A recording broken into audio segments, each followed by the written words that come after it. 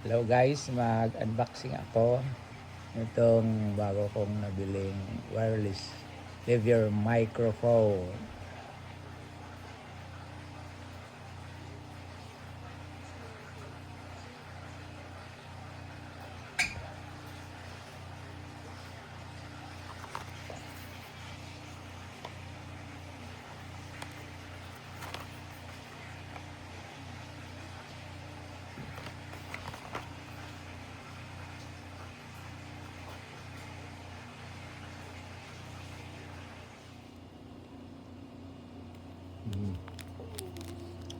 Sa charging cable, kung mag-charge ka, ito ang dalawang microphone.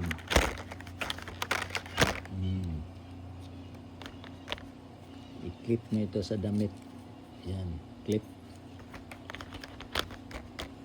Ito naman i-plug mo sa cellphone para makonect ang microphone. Magamit to sa pag-charge nito sa microphone. Meron pa ito maliit, at ito lagay mo dito para hindi makuha ang ingay ng hangin. That's it guys, thank you.